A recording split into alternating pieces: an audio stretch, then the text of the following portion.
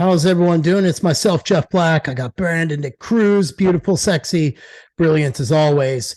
Today is episode 34 of the Chasing Clarity Health and Fitness podcast. We're going to talk about concurrent training, how to combine resistance training and aerobic training, which is the superior way. And you just should do it, but we're going to get into the weeds of it. But first, man, B, how's your last 7 days been, dude? Dude, my week has been going well, my man.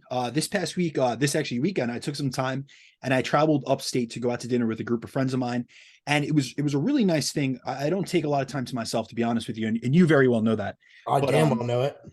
But two of the people that I were out with were fellow fitness professionals who own their own businesses, so they're very much in the same state of mind as well as in the same situation as I am. And one of them owns a traveling personal training company, and the other owns a gym, so very much like yourself.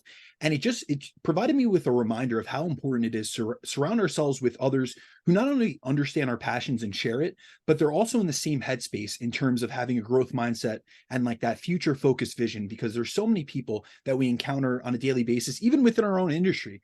And rather than be supportive of one another, they're tearing each other down, or they're throwing, shade at each other and things like that. And we see that on social media all the time, where it's like constantly a battle. Whereas like the fitness professionals that I engage in, whether it be in person or it be in a online format, like social media or podcasts, these are people that I want to build up along with myself. And so that's just a reminder to everyone out there, like, you are who you surround yourself with. Your associations or your associates are a reflection on you. So it's really important to be very selective with that. But and that's one thing, I want to say, like, that's one thing I value about our friendship, as we both share a passion for fitness. We're both really into helping others, and we're into personal growth. So I'll be transparent. Our weekly podcasts are something I look forward to, because we get to connect, and also we get to have these conversations with one another, but we benefit hundreds of people that listen to us. And that's a beautiful thing, to be honest with you, where you can connect with a friend and continue a relationship as we have done and build upon it. But also we're helping all of our clients and hundreds of other listeners along the way. So I think that's something we have to take a minute and just, acknowledge and be thankful for. So I have a question for you. Mm-hmm. Do you think that the fitness industry, that like going to be what weeds it out over time, I think is what's going to the ability for a person to emotionally absorb other people's emotions and still sort themselves out, I think is what really enables a person to go from 30 clients to 50, 60 plus. Like, meaning you could take on all their burdens and still be out there and do your thing and not like have it destroy your life. Yes, I do see that being an essential, component or quality of coaching. But I also think that having emotional intelligence and empathy is a huge thing within coaching, which a lot of people, we could have all the knowledge in the world, but if we can't relate to each other, or we can't relate to our clients, we're doing nothing. We're going nowhere. And another thing is, and this is something that you have said to me, once, and it stuck with me. No one cares how much you know until they know how much you care. Mm-hmm. And that really is being able to take on their emotions, being able to be an outlet for them, to jump on a call with them when they need it, or to just be there and be someone in their corner, which is supportive, but also objective. Because we as coaches, yes, we're here to build clients up, but we're also not here to bullshit them either. So we have to, call them out on their bullshit when the time is necessary in an appropriate manner, but we also have to be that objective eye in their corner, both for the good and bad. So what I mean by that is we have to be objective when someone's tearing themselves down, or they are having body image issues that are, they're not in line with, they're not being objective with what they're seeing in the mirror. And we encounter that with many clients. But also when someone isn't living up to their potential, or their actions and their execution aren't in alignment with their ambitions, we also have to be there to be objective, clear cut with them and say, listen, you came to me for a specific goal, and we could rediscuss and we could reanalyze your goals. But if we're going to do that, just keep in mind the reason we're doing that is because what you're doing from a habits of behaviors, an execution and action standpoint isn't aligned with what your goal is. And you're still expecting that goal outcome. You're still expecting those results, but you're not putting in the work that is necessary to get there. So that's a huge thing within coaching. And I think that is really where a lot of people, I'll tell you, you've been in this a long time, especially in the in-person space. And I've been in this a long time from the online space. And I knew a lot of coaches early on, say 10 years ago when I started, that they were great coaches in terms of like their knowledge, or they were successful, but their inability to relate to others and really communicate with clients, it was kind of like, do as I say, and that's it. And their inability to really relate to people and to meet clients where they're at was their limiting factor and their bottleneck within their coaching. And also this kind of led to their downfall. So I know a lot of coaches, I'm sure you could say the same thing, whether it be in your local area or across the country with all the people that you know, that we knew them as coaches, say 5-10 years ago, but they're no longer in this space. They are maybe business coaches, or they're in a completely different field. I'll tell you personally, I've seen people come and go like you can't imagine. So that's another thing, a component of coaching that is really important to I guess, center in on and focus on. But before, anything else that we get into, I have 3 things I want to cover with you. Go. All right. So first, I got to say this. You'll never guess what type of business they just opened a couple of towns away from me. And I'm not going to let you guess. You know why? Because you're not going to get it, but I'm going to give it to you because they actually just opened up, and I never had seen this in Jersey or anywhere else. They just opened up an indoor cornhole place a few towns away from me. So bet your ass I'm going to be practicing. And next time I come down to Nashville, I'm going to whoop that ass. Oh, so that's shit. the first thing. Okay. Another thing I did, and we talked about this off air that I was going to, tell you about this was, I took up your, anytime you give me advice and we have a man-to-man talk off air, I always try to, I'm not here to waste your time. And I really do respect your feedback and whether it's criticism or it's objective, just, advice. And so I left my roster open this entire month, and I'm going to continue doing so for the entirety of the month. And that's something I haven't done in quite some time. So I've been open to new clients. I've been onboarding people, every single week. And it's something I generally don't do, but I was really thinking about the other day, and your words came back into my head and our conversation. And really, when I thought about it, I was like, as much as I may think that I'm busy at times, I'm never too busy to help someone that wants, that has, a goal that's related, especially to nutrition and training, which are my wheelhouses. Like, I always have enough time to help those type of people. So I'm leaving my roster open for the rest of the month, and I'm going to take you up on that challenge, because that's something many of times you've been like, dude, just leave it open the whole month. See what happens. And I have yet to do it, especially since I went full time. So I have taken that on. And then last but not least, this past week was actually our 1-year anniversary, my man. So happy anniversary, first and foremost. Happy anniversary. Thing. But also to the audience, on behalf of both of us, I want to thank, everyone out in our audience who has tuned in weekly, provided us with support, with shares on their social media, and then also feedback. And also, I want to thank you, my man, as I didn't do a podcast on my own for years because I hadn't found the right person to do it with. And you were the first person. I told you this when I gave you a call more than a year ago. I said, listen, you are the first person I think of to do a podcast with, and the only one that I want to do this with. And so I thank you, for being able to, being the best co-host I could ask for, but also a big thing that I want to acknowledge, because I'm big into, not constructive, but I'm big into acknowledging people when they're good at doing things. I think that's something that we really, as human beings, we're always looking at ourselves and complimenting ourselves or looking for the good in ourselves. And we often don't do it with other people. And I'm big into acknowledging, giving credit where it's due. And, many of times I'm the first one to acknowledge when you do something, but you have a very unique characteristic. And this is one of your strength finders, actually.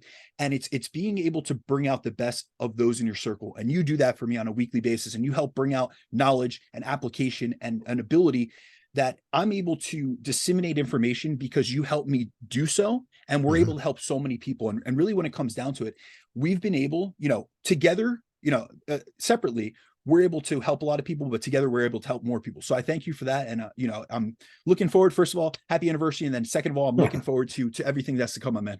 Cool, man. Well, congratulations. And, dude, I really appreciate that. I just, I think I went through the phase in life where I just wanted a man to be honest to me and just be like, hey, dude, don't do that. Like, I would have given anything for guys to stop and be like, hey, like doing those activities just doesn't make you feel as wholesome. You're just kind of just whatever's bugging you, just get the fuck through it. And I've just always decided that, when I didn't have people there to hear me, that I would sit there and hear other people, and I would give them the honest advice of what I would do my damn self. You know what I mean? And it makes it easier to be able to just have candid conversations. But I have to say, man, I really appreciate you for always being open to everything. And most importantly, for teaching me as well. I mean, I've learned a lot too. I've learned how to read research papers better and kind of like dig through the weeds, albeit though I'll still quote my research and Brandon won't. But but nonetheless, you really helped me grow in other areas too. And it's nice, a lot of clients will hear this podcast and they really enjoy just the information we bring weekly. And it's nice to know that we've had like that impact on people, that people just kind of go, hey man, like, some of that stuff really kind of shifted some perspective or gave me another tool to help myself or help someone else. And that's what it's really about. So 100%. That's cool. Let's see, my last 7 days. So I started decompression therapy. Okay. I I haven't had, like, I'm 95% pain free for I go tomorrow and that'll be a week. So it's almost been a Really? week. How Um, often are you getting it done? once a week. Okay. So I went, and then the next day I told my chiropractor, I was like, "Dude, I feel so much better, but like my hip, it just feels off." So, dude, my leg, Brandon, my femur was off almost 3/4 of an inch. But So you've always had a discrepancy between right, legs, but it correct? Okay. jammed out even more. So he had to go get this chick, and she had to like push down on the top of my leg. And as she pushed, he like pulled my leg and snapped it. Dude, I felt such instant relief. Like I got up and I was like, my God, that was exactly what I was telling three different surgeons. And they were like, nope, it's arthritis. And I was like, nah, it doesn't feel like It's jammed, arthritis. yeah. And that's like the big thing. When I was 19, dude, I like literally the world leading doctor in Beverly Hills. My dad met me there in California to go see him. It was one of the last memories I have of my dad. And, we're in Beverly Hills, we're doing this meeting. And this is when the internet came out. So I wanted to know about my disease. I wanted to know shit because nobody knew shit. And the guy was like, I don't know how you even have the muscle you do. And then I'm like 19. So I'm a beginner steroid user, really training heavy, just eating the bulk life. You know what I mean? My dad used to go into Mexico and get my stuff and mail it back to me. He was a sweetheart because he lived in San Diego. God bless his soul on that one. But anyway, I had arthritis all throughout my body. And he's like, there's already like an 80-year-old. So I just, if it doesn't bug you, don't leave it alone. So it's either like I'm used to that much suck or I just don't notice it. But anyway, never bought into that. So I feel so much better. Like, I mean, my quality of life's been good. It was a weekend where I was very active for a change and like found myself wanting to go out and do stuff. And I'm wearing this little back brace for the time being to kind of hold my spine and my stomach still. So it's Okay. really helped hold me up. Good for And you, man. I'm like, hey man, whatever I can, because when we're doing this podcast, I'm actually meeting on a Zoom an old friend of mine who actually has had 4 different fusion surgeries. So Wow. he's going to kind of give me the lowdown and help me out. And it's nice, that's the one good thing about social media. I would never met the man only for being on 100%. Professional Muscle. And he did a lot for me. He got me actually speak to the OI conference to teenagers with the OI in 2013, which was super cool. I spoke to like 60 kids about what it was like being bullied and how I poured myself into bodybuilding. So I've known him for a while. So I reached out to him. He's like, dude, let's hop on a Zoom and I'll help you out. I was like, all right. So I'll know more. But otherwise, dude, life's doing good. Last thing, shot my first ever workout video today of Really? me training. So I'm 8 weeks out. My Okay. team and I, we did a class with Chanel and Very about nice. social Okay. media. And I decided to do what she kind of did for her social media. She just did like a weekly prep log. So I've got my videographer who's already doing all the Relentless stuff, which is turning out to be like super killer shit. People are really liking it. To film me. And it wasn't weird. So like I brought him into the video, was like talking to him, I'm talking to members. I'm trying to make it more like you can see who like I really am, and then talk about my training stuff. And of course I pick on people who talk about training with intent. I'm like, motherfucker, you go to the gym, you should have intention when you walk in there. So anyway, it was neat to do. It was me breaking outside my shell. And I most importantly wanted people to see how a person with a disability, that I'm legally disabled, trains, which is no different than anybody else, and that I just do the best I can. And I wanted people to like really have an insight to that. So that video will be dropping soon on Relentless Forever. And I was pretty cool and pretty happy. So I was at least like, man, I stepped outside the box and did something I never wanted to do. So Hey, fuck we it, all do it, see my where it man. goes. Yeah. So I was like, cool.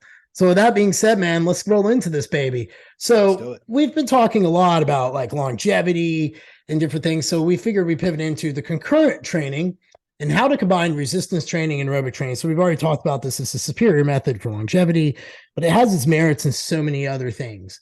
I personally have always done cardiovascular with my bodybuilding. I kind of came up in that era where you kind of trained your heart. In the 2000s, I remember you didn't do any cardio because you walked your legs off and shit like that. And I felt awful. And then I got back to doing cardio and swore I'd never do it again. But the first part we want to kick off with is like the old thought process around cardio. So I'm thinking high school gym class the moment I read that. I'm like picturing, coaches making you run till you puke and Run the just mile. Yeah. and all that shit. So what is the old thought process about cardio be? All right. So I'm going to tell you from my perspective, at least. And I think really when we look in generality or generally, it's safe to say that cardio is essentially the forgotten and neglected redheaded stepchild of the fitness industry, It is. especially when it comes to the bodybuilding and hypertrophy training sectors that you and I have been a part of for a couple decades at this point. And I'll tell you from my perspective, when I started training in the mid 2000s, And up until say like 5 to 8 years ago, cardio was something that many avoided literally like the plague. And so, I mean, I remember there even being movements, and I don't know if you actually saw those down by you in Nashville, Jeff, because I was obviously up here in the Northeast, and I was in New York and in Jersey and grungy gyms like that. But there used to be like this fuck cardio crew, which had apparel. They had things that's like apparel and stuff that would say cardi no and hashtag fuck cardio, which I remember many competitors in my gyms that I used to frequent wearing on a consistent basis. They wouldn't go anywhere near cardio equipment. It was like it was lifting and lifting alone. And I think as a result of that type of stance that many in the bodybuilding industry took towards cardio, a lot of us came up hearing a lot of negative things about cardio and its potential impact Yeah. on muscle gain, which caused a lot of like myths and misconceptions, which we're going to smash today, first and foremost. But I remember, and I'm sure you remember hearing this, and many of our audience, if they've been in this game long enough, they've heard things like cardio will ruin your gains, cardio will make you fat, cardio is unnecessary, and lifting weights is enough on its own. And these are all of which things we now know are untrue, and also completely dismiss the many benefits, including cardio and aerobic training, can provide us with, even if we don't want to be an endurance athlete per se, like even just for general health. But also, we're going to go through the different mechanisms as to how cardio has it amplifies some of the benefits we get from resistance training. So on today's episode, we're going to go through topics such as the different types of cardio, the concurrent training, ideology or approach, the interference effect, which is essentially will cardio rob us of our gains, the updated research on both the concurrent training and the interference effects, the many benefits of combining resistance and aerobic training, and then the practical applications. So Jeff and I will share, what we do with our own clients, and then also some advice for people that are just getting into, say you are someone that only engages in resistance training. You just haven't been exposed to aerobic training. Maybe you do a couple walks here and there, but really besides just general physical activity and your weight training sessions, you're not doing any intentional cardio. That's where we're going to give you guys some advice and practical applications to include it in the most beneficial and optimal way possible. Okay, so I'll say this, and I think cardio is mainstay and for a lot of, I especially think bodybuilders and especially enhanced bodybuilders. And I want to say this because everybody's like, you're going to run your legs off. I'm like, no. If you do HIIT, you'll actually maybe grow your legs. Like I've seen guys get on that spin bike and do like real Wingate cycles, improve their cardiovascular performance, prove a bunch of things, and their legs actually grew. So guys, I just have to say that real quick. I think that that's something that needs to die in the lore of bodybuilding world. When you're enhanced, I think it's an automatic you need to do cardio. And And I would say it would benefit anyone, regardless of your goal. But I just think and that that's a high risk group anyway. Absolutely. Mm-hmm. And there are so many considerations. We will go through that during the practical applications, but there's a lot of reasons why some of these myths were perpetuated. And so we're going to go through all different things on cardio. But I think by the end of this podcast, at least our goal within this is to really show people what is the best method to combine the two and get the most bang for your buck in terms of both the adaptations that you get from each, but also to mitigate that interference effect that people talk about, where cardio hinders some of your resistance training or your muscle gaining outcomes. Okay, well, let's get into the different types of cardio. Are we talking about row your boat? Are we talking like hit, miss lists? Yeah, we're going to go through them all, my man. So, all right, let's hit it. Overall, there are several different types of cardio we can engage in as someone who's coming from a resistance training background and looking to add some aerobic training into our routine. So broadly speaking, we can separate, cardio into two separate groups, which are steady state cardio and then interval training. So interval cardio. And within the steady state component, we have lists, which generally refers to 50 to 69% of our maximum heart rate and doing sessions between 30 and 60 minutes per session. Then we also have miss, which is generally defined as 70 to 84% of maximum heart rate and generally between periods of 20 to 45 minutes. And then within interval training, there's sit and HIIT training. So sit refers to sprint interval training, which is the highest intensity form of cardio done essentially close to your maximal output. So this is sprinting as hard as you can. And then a subcomponent of interval training is HIIT training, which is what Jeff was just alluding to. And that's high intensity interval training, which is intervals done at 85% or more of your heart rate max. And so this is really high intensity, but it isn't maximal exertion. So this isn't like doing a 100-meter dash. And so generally with intervals, we see this going between periods of 10 to 20 minutes in total. Now, in today's podcast, we're going to take this topic from a resistance training and muscle-centric perspective and focus on the forms of cardio I just covered. But if you're coming from, we might have some listeners, and I'm sure we do, that come from an endurance training background. So if you're someone who's more experienced with aerobic training, there's another way that we could delineate cardio, and that's through the 5-zone cardio system. So I'm going to briefly cover those, but the rest of the podcast is really going to center on list, miss, and hit. But within that, if you're coming from and you're used to hearing some of the dialect that's used within cardio training, we're going to hear about 5 cardio zones. So we have zone 1, which is essentially walking and activities of daily living. And generally that's defined as 50 to 60% of our heart rate max. So how we get, whenever I'm referring to heart rate max, generally the most common method of doing that, we look at 220 minus your age and give or take 5 to 10 beats per minute. So for instance, if you're 40 years old, you would take 220 minus 40, be 180. And then if we're looking to do zone 1, we're looking at 50 to 60% of that 180 beats per minute. Then we go on to zone 2, which has really gotten a resurgence lately. And this is really where we see the maximal aerobic adaptations in terms of mitochondrial density, low fatigue type of endurance work and things of that sort. And this is still a low fatigue type of activity, but it's more intentional than our activities of daily living. So instead of just walking around, this is more intentional, and it's an easy and sustainable pace that you should be able to sustain for hours at a time, but it's not like you're going to do these for hours at a time. Most times when we define like a zone 2 cardio, it'd be between 30 to 60 minutes or 45 to 90 minutes at most in terms of the session duration. And when we're looking at heart rate, we're looking at a target heart rate zone of 60 to 70% of heart rate max. And that's what's defined as zone 2. Now, when we get into zone 3, zone 4, and zone 5, these are higher thresholds. So zone 3 is your threshold pace, which is essentially is the highest pace we can maintain for longer periods of time. And this is what many runners will refer to as their race pace. So this is like you're starting to accumulate lactate, you're starting to see more fatigue and things of that sort, but it's generally between 70 to 80% of heart rate max. Zone 4, we have it defined as 80 to 90% of heart rate max. And then zone 5 is 90 to 100% of heart rate max. So this is an all-out effort. This is, going to your VO2 max, and this is essentially what sit training would be. So sprint interval training. And so we have these 2 different forms of categorizing cardio. But like I mentioned before, really when it comes from a resistance training background, most of you guys, if you're coming from hypertrophy focus or bodybuilding background or just general fitness, you're generally going to deal with list, miss, hit, and some sit cardio. So we're going to look at steady state and then interval training. What is concurrent training? All right. So concurrent training refers to a training approach that includes both resistance training and aerobic training. So the goal of a concurrent training program is to gain multiple benefits from both forms of training and inducing specific adaptations from both. So for example, the inclusion of resistance training, we'd be looking to get adaptations like increases in muscle mass and strength. We're trying to improve our body composition and get all the benefits that we know resistance training to yield. And then with aerobic training, we'd be looking to get adaptations such as improvements in cardiorespiratory fitness, aerobic capacity, mitochondrial efficiency, and things of that sort.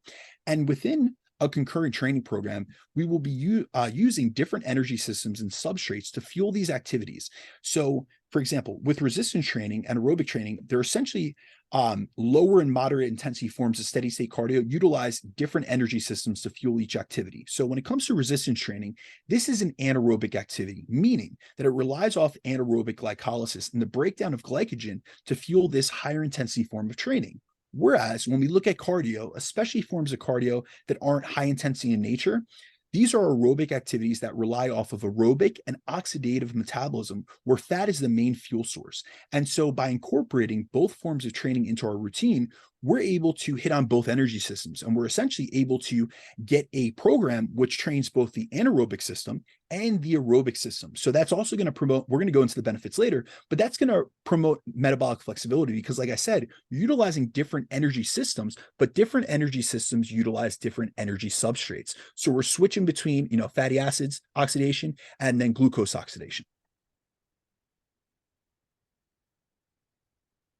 The interference effect, aka will cardio rob you of your gains, and you have it like RA with like a capital R and a lowercase a with a O capital OB. I assume you wanted it said a certain way, and I butchered it. I think that was a mistake on my end, man. I figured you're being cute. All right, well, fair enough. Well, the interference effect, like, aka will cardio rob you of your gains? I am here to say I do not believe to be the case. I believe there's probably a threshold you do too much, yes, and but that's with everything. So let's get into that, B, real quick. Absolutely. So yeah, we're going to cover, because this is one of the number one reasons why people say don't do cardio. And the interference effect is essentially the idea that when we combine resistance training with aerobic training, some of the gains in muscle and strength may be limited as compared to just doing resistance training by itself. And the thing is, a lot of people hear about the interference effect and they take it to mean that muscle growth will be completely blunted by aerobic training. But honestly, that isn't what we see in the 40 plus years of research that we have on concurrent training, especially in the most up-to-date research we have on the topic from the past few years. Now, one reason I want to go through this, one reason why so many have feared the interference effect and feared cardio in general and have had this thought in their heads how it may limit their gains is because of the early research done in the 1980s on this topic. And that was because researchers used extreme protocols to purposely induce an interference effect. So for example, in the landmark study on concurrent training, which was done by Robert Hickson, and this is the one that if you ever hear about concurrent training and the interference effect, they'll always reference Hickson's study because he was actually the person that coined the interference effect. It was really extreme in its setup, which led to seeing an interference effect and why they coined it. So I think it's important that we cover the design of this original study so that those who have heard of this interference effect and have avoided doing aerobic work as a result of this fear of not being able to gain muscle and strength can realize why this study found the results that it did. So in this original study, in this research study, Hickson took healthy subjects and split them into one of three groups. Now, the one group was a strength training only group who trained their legs 5 times per week. So keep that in mind. The first strength training group by itself, 5 times a week leg training. That's already excessive as it is. So I'll leave it at that. But then he had group 2 was an endurance training group who alternated between cycling and running for 40 minutes a day, 6 days per week. So 40-minute sessions, 6 days a week. And on the days they did cycling, they did high intensity interval training. So 3 times a week, they had HIIT sessions for 40 minutes. And then on the days that they ran, they were instructed to run for 40 minutes as fast as possible. So it was supposed to be at their VO2 max. So all 6 of these 40-minute sessions, or all 6 days of these endurance training sessions, were at a very high intensity. Now, when we look at the last group, this was the concurrent training group. And what they had the concurrent training group do was they did the same resistance training program. So they trained their legs 5 times per week, just like the resistance training group did. But then they also did the same cardio session 6 days per week as the endurance group. So the thing is that they're doing very high frequency, high intensity leg training on top of 6 days per week of high intensity cardio. And here was the thing. They only separated the sessions between resistance training and aerobic training by a few hours at most. Some of them, they actually had to do their sessions 15 minutes apart from one another. So they would hit legs and then do a 40-minute HIIT session 15 minutes later as a result of That's just the a timing. nightmare. But on average, they had a 2-hour break in between sessions. So the concurrent training group basically had the bejesus trained out of them, to be honest with you. And this was over the course of 10 weeks. So then when we look at the results, the concurrent group saw increases in strength, but didn't see the same increases that the strength training only group did. And the strength training and concurrent training groups both saw significant increases in thigh hypertrophy, but the concurrent group didn't gain as much muscle as the strength training only group. However, the concurrent group did 11 intense workouts per week as compared to 5 workouts per week in the strength training group alone. And the concurrent training group also lost about 2% of body fat, which shows that there was a deficit, which could have impaired hypertrophy and strength by itself. So this study did show an interference effect, and that's why they coined it. But the issue with the interpretation many take from this study is that they think cardio would completely negate their gains, which isn't what we see in any of the research. And this study, even within this study, and then also when we think about it, we have to realize that this study lacks what's called external validity, meaning this isn't what we do in the real world. As I don't know about you, Jeff, I don't know anyone with the goal of building muscle who would train legs 5 days a week and then follow up those sessions with cardio sessions done at their maximum cardiac output. So I think it's really important to note that exercise of any kind, including resistance and aerobic training, are stressors which challenge our bodies and can do specific adaptations to the imposed demands, such as the muscle and strength with aerobic training or with resistance training, and cardiorespiratory fitness and endurance with aerobic training. However, in order to adapt to our training and get better, get better as a result of it, we need to sufficiently recover, which is what was lacking in the study, as these subjects were essentially thrown in the gauntlet and trashed by the study design. So you can even see their feedback. They were actually, it's a 10-week study, 7 weeks, they're getting progressively better. And then they just tapered off and you're just seeing decrements in their performance. They were getting into an overtrained state essentially. Yeah. And as we go through the research that's come out since this initial study, we'll cover how the same interference effect hasn't been seen in these studies that use more real-world study design. So it's really important. A lot of times when we hear about research, people will quote old research, and it's not to dismiss this old research, but we always have to look at the actual study designs, the methods that they utilize, and is this realistic? Because honestly, if you are someone with the goal of building your body, with building muscle, I guarantee you're not going to go into a high-intensity cardio program that uses both high intensity and long duration and just layer that right over your existing resistance training program. And that's why we see the results from Hickson's paper that we do. And it's really important to note that even though they saw less muscle and they saw less strength gains, they still made gains. So it wasn't like cardio completely hindered, blunted, or eliminated their gains. It just slowed it down because of the excess, like how excessive this training program was. Dude, I train legs once a week now, like, because I could torch them so good. You know what I mean? Because So I have an imagine doing active that 5 job. days a week and then I couldn't. high-intensity No, active. dude, I did like 8 minutes on the step mill, like just I go to level 13 and just go. And I'm like dying. I couldn't imagine that. I would be miserable. That's like not even, I wouldn't It's not, even I don't think prescribe it that. would, I don't think it would pass a review board now, to be honest with you. That's like No, because they're smart enough to punishment. know better. You know? So then what is the updated research on concurrent training and the interference effect then? All right, so if we look at the most recent updated concurrent training research from the past few years and compare it against this original research done in the 1980s that we just covered, which coined the term the interference effect, we see vastly different findings. So in the original research from 40 years ago, we see that doing a ton of hard cardio on top of a very progressive resistance training program can impair strength gains. But now that we're looking at more realistic programs that combine both aerobic and resistance training, we're not seeing that same effect. And in the past decade, we've had a few meta-analyses come out on the topic of concurrent training. And data from the early 2010s found that combining endurance training with resistance training affects different resistance training adaptations differently. So most of the research that we have from the 2010s, including this meta-analysis, found that doing an endurance training program alongside a resistance training program affected power more than strength and strength more than hypertrophy. So the adaptation that's least affected from endurance training is muscle gain. So out of all the things that we're able to get out of resistance training, including power, including strength, and including muscle, we're going to see the less detriments to muscle when including aerobic training.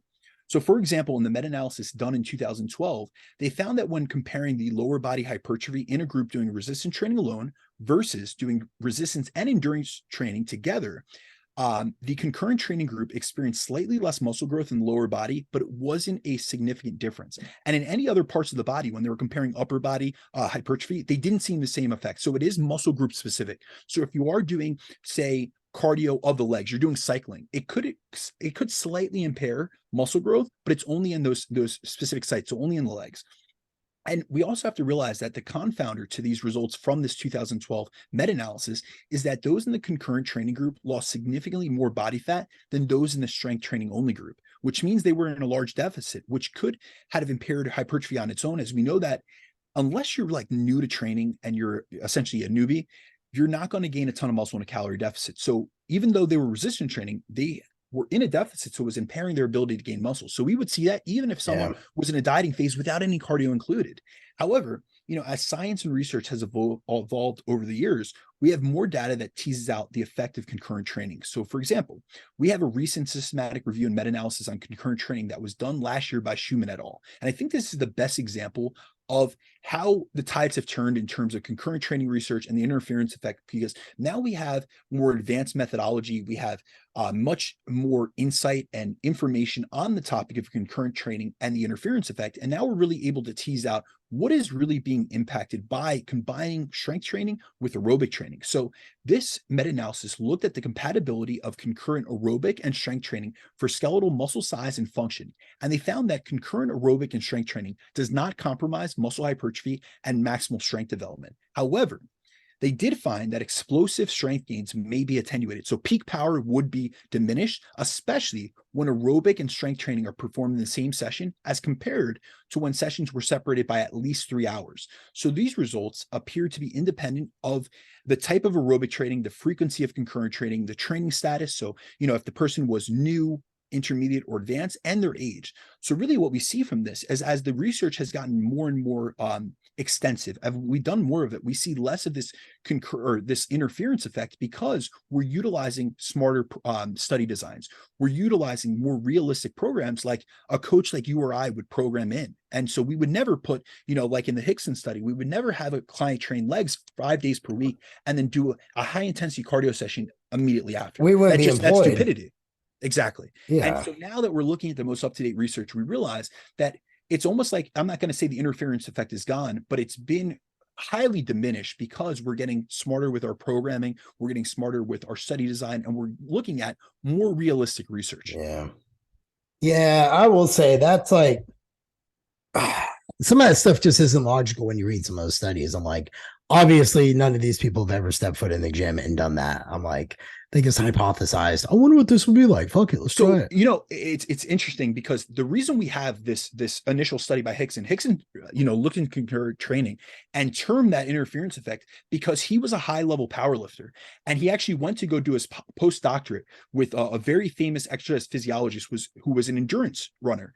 And so they say that Robert Hickson was like this huge guy, this big power lifter.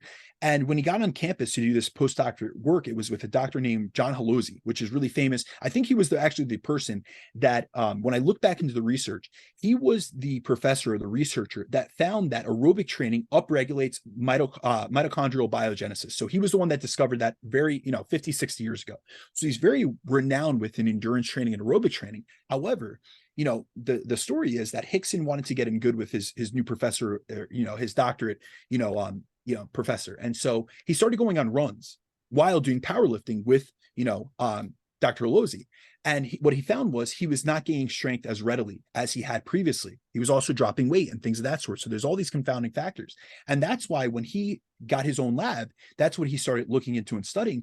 But he was also very extremist with the way that he was looking at these methods, because he was trying to see how much can we do and how much is it going to impair things. And that's just not realistic when it comes down to people in the real world scenarios, the research that we have on hypertrophy since then. Because think about it, that study was done 43 years ago. So even how we train from a hypertrophy training perspective is much different than how they trained then.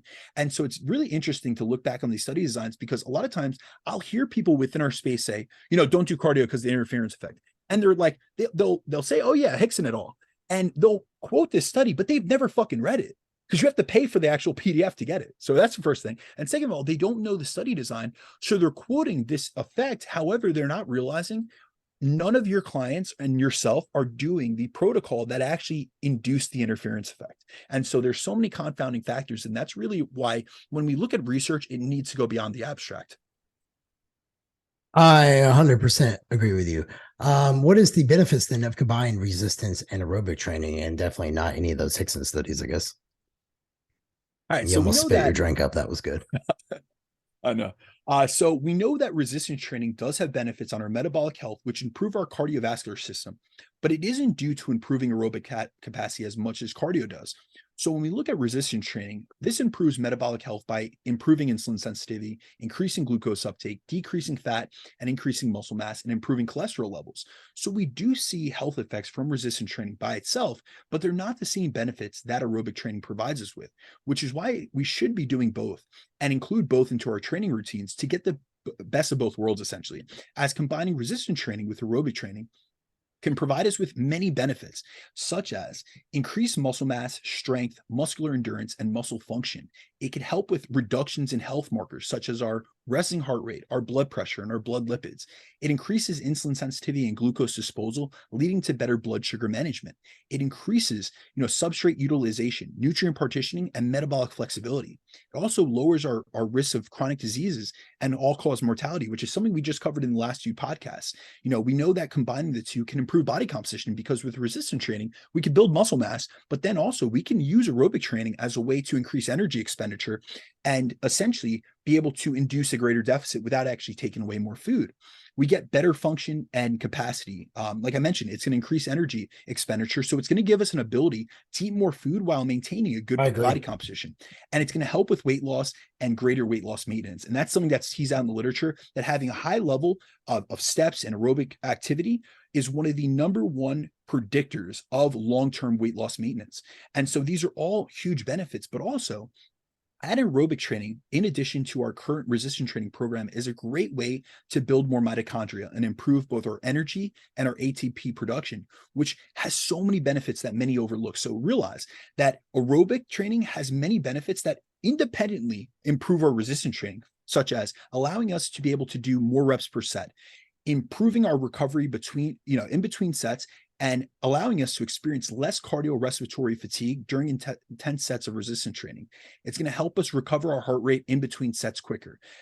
It's going to improve our recovery better in between workouts. It's going to help us increase our volume tolerance and have a higher work capacity, which will lead to being able to do more productive quality work. It improves oxygen and blood flow to the muscle and improves capillary density, which can allow for us to get more oxygen and nutrient delivery to a muscle, which is important for building muscle. It's going to allow us to eat more food, which can help us train, fuel our training even more. And it also helps with us replenishing ATP more efficiently. And although resistance training is an anaerobic activity, our recovery from resistance training is governed by the aerobic system and influenced by our aerobic capacity, as our aerobic fitness literally underpins everything that we do physically. So doing cardio is an effective way to improve aerobic fitness, which doesn't, induce a ton of fatigue, especially when done at a low intensity. And we actually see, in recent years, we've seen more and more in the literature where we found that doing aerobic training can improve resistance training outcomes, as improving aerobic conditioning can augment muscle hypertrophy. So there was actually just a recent study that was released last year that came out of Stu Phillips' lab. So Stu Phillips is based out of Canada. He's one of the godfathers of protein research, but he has a great lab that really looks into the mechanisms of muscle hypertrophy, of protein intake, and all things to do with bettering body composition and resistance training outcomes. And what they did was they found that short-term aerobic conditioning prior to resistance training increased subjects' hypertrophy response. So essentially allowed them to gain more muscle. So in this study, they took young, healthy men and women and had them do a 6-week aerobic training intervention done via unilateral cycling with one leg, while the other leg did not do any aerobic training. And they did this essentially to have each subject act as their own control, meaning that they wanted to see the independent effects of aerobic training on each individual, meaning the same, they act as their own control because each individual is going to have the same lifestyle, the same sleep, the same nutrition, everything the same. And we're just going to look at the independent effects on each leg. And so what they had subjects do was they had them train their one leg 3 times per week for 45 minutes per session with moderate intensity cycling. And then after a 6-week aerobic training intervention, they had them engage in a 10-week bilateral, meaning both leg, lower body resistance training program. And they found that the leg that did both aerobic and resistance training increased type 1 and type 2 muscle fibers, so both slow twitch and fast twitch muscle fibers, whereas the leg that only did resistance training and did not do any aerobic training only increased type 2 fiber size. So the leg that did both experienced more total growth in total. And so they also found that the satellite cell content, activation, and differentiation was greater in the leg that did both aerobic and resistance training. So this shows that aerobic training can help augment resistance training outcomes. And this is because aerobic training can help us with our recovery capacity. It can lessen cardiovascular fatigue, and it allows us so that we can train better and recover better. And then when we look at, other research that looks at the benefits of combining both, we see that we can get synergistic benefits from combining both resistance and aerobic training on our health outcomes. So for example, there was a 2019 meta-analysis that looked at 391 randomized control trials assessing exercise and medical interventions and effects on systolic blood pressure. And they found modest but consistent reductions in systolic blood pressure in many studied exercise interventions across all populations. So really what that means is when they looked at exercise and they compared it to medication, they saw benefits on blood pressure. However, when we look specifically at exercise interventions that were a combination of resistance training and aerobic training, they found that this combination was just as effective as hypertension medication in reducing blood pressure in those who had systolic blood pressures over 140 milliliters of mercury. And so overall, combining resistance training with aerobic training can provide us with more benefits than just doing one form of cardio or one form of training by itself. And this is really why Jeff and I are advocates of doing both types of training and really implementing both to get the most benefits that we can. The practical applications then of how to combine resistance and aerobic training. So I guess this would be more of are you talking about like how you could set your workout up, so we could frame this like do weights and then do like some kettlebell swings, or you stagger it a different way? I'm curious to hear how this goes. Yeah, absolutely. So really what I'm trying to do with this practical application section is get the audience to realize that both resistance training and aerobic training can coexist if we program them properly together. So in order to optimize our outcomes from both and avoid any of this, so-called interference effect, there are several strategies that we can use and apply to our programming of resistance training with cardio. So first, you need to pick your priority and place a greater emphasis on performance in that type of training. So for example, if building muscle is your main goal, you should be prioritizing your resistance training performance over your aerobic training performance. Meaning, don't be a jack of all trades and try to be, maxing out at both. Make sure that you're going into your resistance training sessions in a state where you're well fueled, you're recovered, and able to perform, and prioritize resistance training by putting more of your time, effort, and attention to it. Then the next strategy we can use is the timing of these sessions. So if possible, you want to separate your resistance training and cardio sessions. And this can be done by putting your intense cardio sessions on your off days from training. So for example, if you're going to do HIIT, training, HIIT training sessions involving the lower body, aim to place those, what the literature says is you want to aim to place those 48 hours from your lower body workouts. So we just want to separate them essentially. Or we can also do this by putting them in separate sessions on the same day. So for example, this could be doing resistance training in the morning and then doing aerobic training at night, or vice versa. And if you need to do them on the same day and within the same session, say that you're time limited and you have to do, that's only time you have is the hour and a half that you get to the gym, you resistance train for 60 minutes and you have 30 minutes to do cardio, then you want to lift first and then do your cardio after. So you can maintain performance and strength in your resistance training sessions, which is what's going to drive muscle growth. And we also want to make sure that we avoid doing cardio pre-workout, because that's more likely to hinder resistance training performance due to causing fatigue, depleting resources and utilizing substrates. So you're essentially depleting some of the energy resources that we would have to go towards training.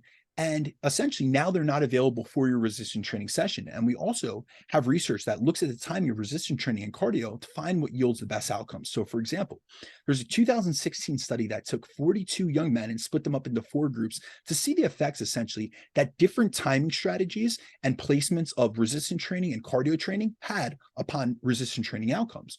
So they had one group that did morning cardio followed immediately by lifting. They had another group that did morning lifting immediately followed by cardio. Then they had another group which did evening cardio followed by lifting. And the last group did evening lifting followed by cardio. And as far as the type of cardio session they had subjects do, it was a mix between miss and hit sessions. So they staggered them between the two. And after 24 weeks, they found that those who did lifting first, whether it was morning or night, gained more strength than those who did cardio first. And then there's other research that finds that doing aerobic training before weight training decreases work capacity. So what they did in this intervention was they looked at both high intensity intervals done at around 95% of VO2 max, or 36-minute sessions of continuous cycling at 70% VO2 max. And then what they had them do was, after these cardio sessions or these aerobic training sessions, they had them do 4 sets of leg press after, or 4 sets of bench press. And what they found was that at both 4 and 8 hours after the session, work capacity was still lower and led to diminishments in performance on the leg press. But they also saw that bench press performance wasn't impacted by the cardio sessions, even when cardio was done before. So really the takeaway of this study is, if you're going to do cardio at an intensity of 70% or higher, which would be miss or hit cardio essentially, don't do it prior to resistance training, as that will decrease your work capacity, your training performance, and also limit the amount of volume you can complete and handle in a session. And this effect is muscle group specific. So it applies to the muscles that are used during the cardio session and then is trained after. So for example, if you're going to do moderate to high intensity cycling as your cardio, you want to do that in the days away from your lower body training, or after your lower body training, rather than before it. Now, the next area that we want to look into is we want to look into how we select our modality of cardio, and what we want to do to really avoid hindrances on our performance or decrements to our muscle gain is to choose lower impact forms of cardio. So with concurrent training, we want to be able to get positive adaptations from cardio without incurring additional muscle damage, fatigue, and high recovery costs, which could limit our resistance training performance. So generally what I recommend to my own clients is I'd recommend, something like incline walking or cycling as compared to running, as running is an activity that has a much higher impact component, and it's also been shown to cause a lot more muscle damage. And then also in the same boat, if I'm going to have them do it surrounding their training period, like say I'm going to have them do post-workout cardio because they're in a time constrained situation, I'm going to recommend they do an elliptical over a step mill for the same reason. Then also, if you're going to start a concurrent training program, you should gradually implement cardio. So just like, just to make an analogy to this, just like I wouldn't have a client who's never resistance trained before, start with a 6-day per week training split, hitting 20 sets per body part per week. I would highly recommend not going too hard out the gates with cardio if you haven't done it before, or you haven't done it in some time. So we need to consider overall training load, as the interference effect can be more pronounced if someone is adding a ton of aerobic training to an already high amount or high volume of resistance training. And then the last thing, from a practical application standpoint, that I would advise that a lot of people overlook when we're talking, because we're talking training right now. So it's always, centered around, all right, we're talking resistance training, we're talking aerobic training. And I never hear this brought up when the topic of concurrent training comes around. And we need to take into consideration our nutrition when doing concurrent training. So we want to make sure that we're fueling ourselves and adjusting nutrition appropriately. So for instance, if you're currently in a building phase and you're eating in a slight surplus, and then you decide to add in cardio, realize that adding in cardio is going to increase energy expenditure. So it may eat away at the surplus that you have, and it may actually put you in a deficit, which will slow down muscle growth. So you need to account for the additional energy expenditure. And I really think this is where a lot of people say, oh, cardio hindered my gains. Yeah, you got into a deficit. If you had just went into a dieting phase, it would have hindered your gains too, my man. But a lot of people aren't thinking about these, and you really have to tease out all these different mechanisms. So what you'll have to do is, if you're in a building phase and your real goal right now, your intention is to build muscle, but you want to improve your aerobic capacity, you want to improve your fitness, and get all these other adaptations that we've spoken about in the last 2 episodes, you'll need to increase your calorie intake to ensure you're still in a surplus. And if you're not getting sufficient energy intake to fuel both your resistance training and your aerobic training, you won't see the muscle growth you're looking for. As if you're doing concurrent training to maximize both hypertrophy, strength, and cardiorespiratory adaptations, you need to fuel for those activities to ensure you're able to recover adequately, as recovery is essentially required for adaptation and progress. So really, when it comes down to it, these are all considerations that I would, advise. I do this with my own clients, and these are really just ways to set yourself up for success. And this is stuff that I've seen work in practice. This is stuff that's research backed as well. But really, when it comes down to it, it's about optimizing for the outcomes we're looking for. And you have to be a little bit more nuanced. It's not, just like in the Hickson study, like they just threw things at the wall to see what stuck, and they kind of just ran these kids over. You really have to be a little bit more considerate and deliberate with your decisions. Be more calculated with how you're going about adding these 2 new training programs in, because if you're looking for specific results, you need to, go in with this training in a specific manner.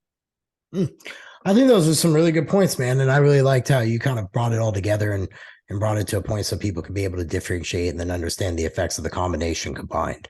So great outline and execution on this. I appreciate it, my man. Was there anything in addition that you utilize with your clients, how you, maybe some methods or strategies that you look to integrate when doing a concurrent training program that I didn't allude to? No, dude, I think you covered it. I think for most people, I tell everybody, I like to do my cardio. I've always been a big person of just getting up and doing it fasted. I like that 60 to 70%. I do agree with everything you said as far as, improved digestion, improved body composition. You can generally eat more calories, things like that. So, and this is just stuff that I've seen play out with myself and with other clients. Post-workout, I think, is where cardio really shines. I don't like people generally to do cardio pre-workout, because I find it just exhausts them, and I think you're better off using your glycogen that way. But I do think that the role of how cardio is, it's people treat it like it's just some addition, and yes, it is, but it's also something that can chew up your recovery.